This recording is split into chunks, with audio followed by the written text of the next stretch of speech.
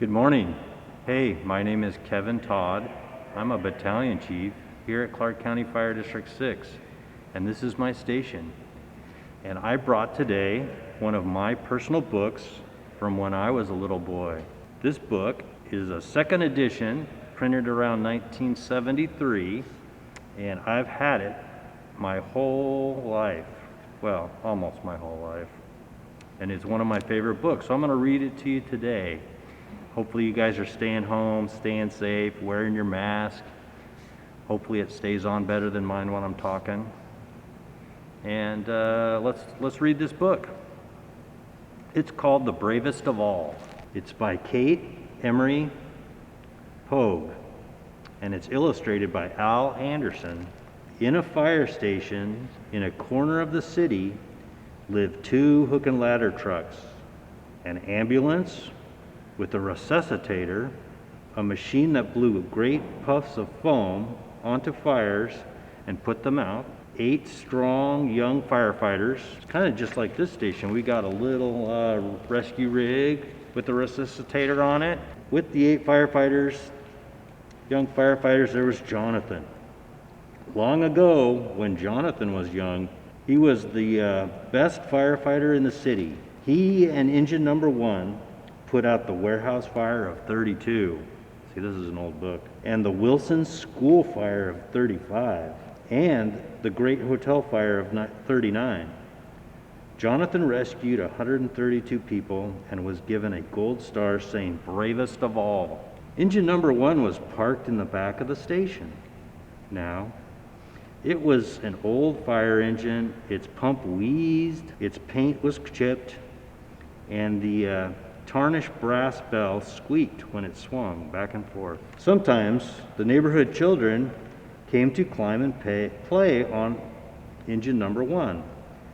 Jonathan would tell them stories then about how the warehouse wall had fallen on the engine and how he had saved the children at the Wilson School.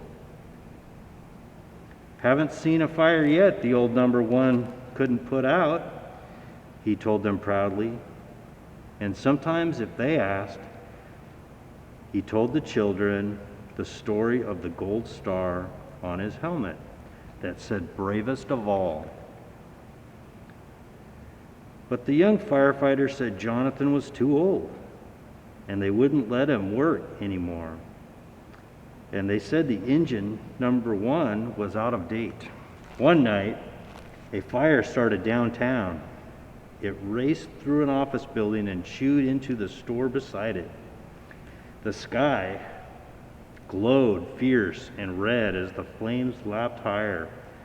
Woo! Through the streets of the city, 100 sirens sounded. "Stay here, old timer," called the young firefighter to Jonathan. "Watch the shop."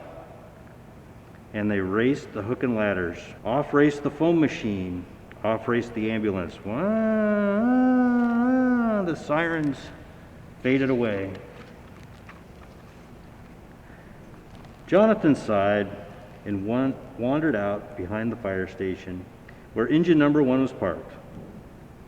Far up in the sky, a few stars twinkled down on them. The night was dark and very quiet. Suddenly, the alarm bell sounded again. Someone else was in trouble. Jonathan rushed into the station. The new trucks were gone. The ambulance was gone. The foam machine was gone.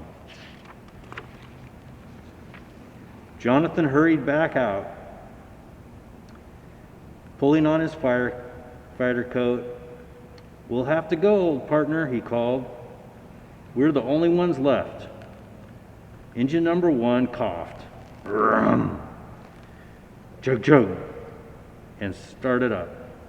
Clang clang squeak, clang clang squeak, the old bell rang.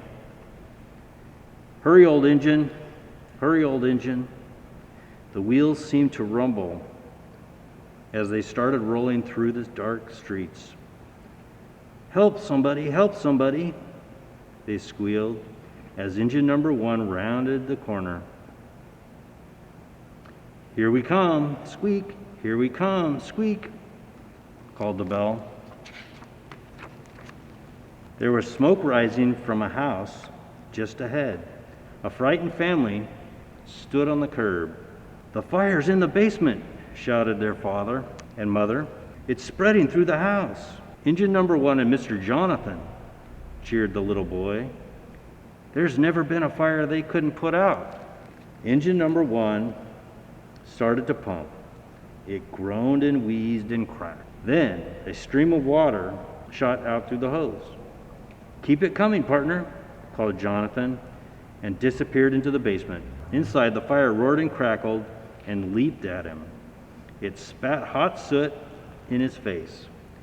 "Never seen a fire yet old number 1 couldn't put out," Jonathan told the blazing room. "You're not going to be the first." He turned the hose on the flames, and they curled back. 100 red, snaky tongues licked at everything around him.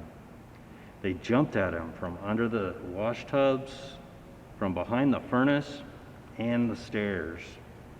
Jonathan could hardly see. He could hardly breathe the hot air.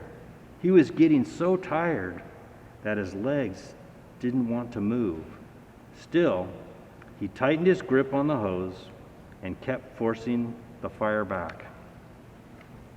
Outside, a small crowd watched and waited. They were afraid Jonathan couldn't do it. The more the old truck pumped, the more it cracked and wheezed. It couldn't go on much longer. Suddenly, engine number 1 shuddered and sighed and stopped. Everything was still. Nobody moved. The smoke drifted away. The fire was out. Warily, but happily, Jonathan drove engine number 1 back to the station. "Not a big fire," he said, pulling off his boots, "but if we hadn't gone, it might have been."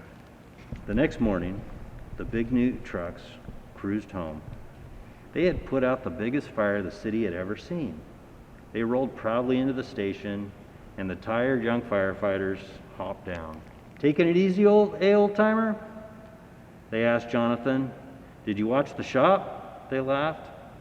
"Yes," said Jonathan. "Yes, we did." Just then, a small voice piped up. All the firemen watched him as he walked up to Jonathan.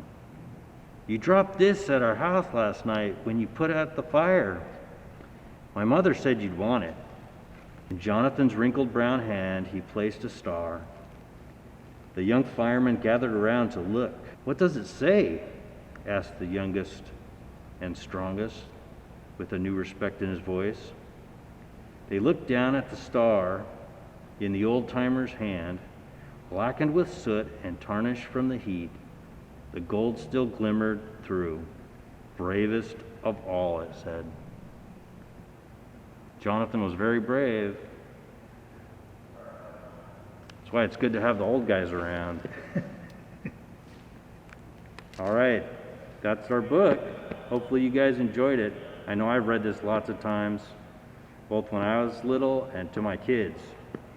So I hope you have a good day. Stay safe, maintain your social distancing, and keep your mask on when you can.